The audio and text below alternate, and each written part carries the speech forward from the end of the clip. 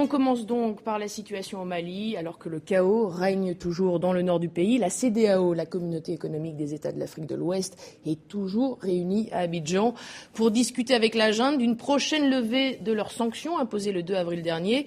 En attendant, elle a également annoncé la mise en place immédiate de la force d'attente de l'organisation ouest-africaine, composée de 2 à 3 000 hommes, déjà en alerte, mais sans faire état des modalités de déploiement de cette force. Alors avant d'en parler avec notre envoyé spécial, tout juste de retour du Mali, Rémi Vincent, Stéphanie Trouillard fait le point sur l'ambiance à Bamako.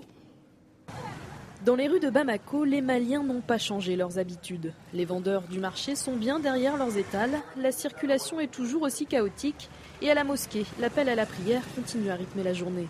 Mais dans les esprits, la situation dans le nord du pays est bien présente.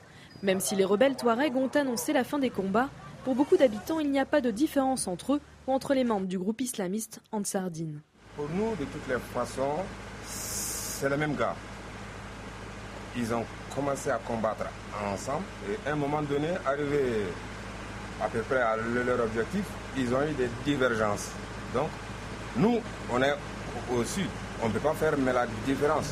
Rebelle égale rebelle. Une animosité contre les Touaregs qui se répercute contre les membres de cette communauté qui réside à Bamako.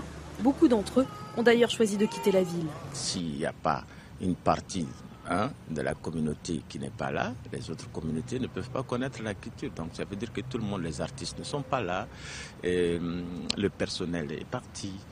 Pour le directeur du centre Toumast, un lieu pour promouvoir la culture touareg, la diversité du Mali est aujourd'hui menacée. Ce qui nous arrive n'a jamais été pensé par aucun des Maliens, c'est-à-dire la division territoriale du pays. Le centre Toumast reflète cette division. Aujourd'hui, les visiteurs ont été remplacés par de rares journalistes. On a appris dans la journée qu'à Gao, dans le nord du pays, le consulat d'Algérie a été occupé par des islamistes armés qui ont hissé le drapeau salafiste noir. Ils ont arrêté et emmené des diplomates algériens, dont le consul. Des arrestations qui interviennent au lendemain d'entretiens algéro-américains sur la lutte antiterroriste et de la rencontre, vous la voyez, entre le président Bouteflika et le haut commandant des forces armées américaines en Afrique, Carter Ham.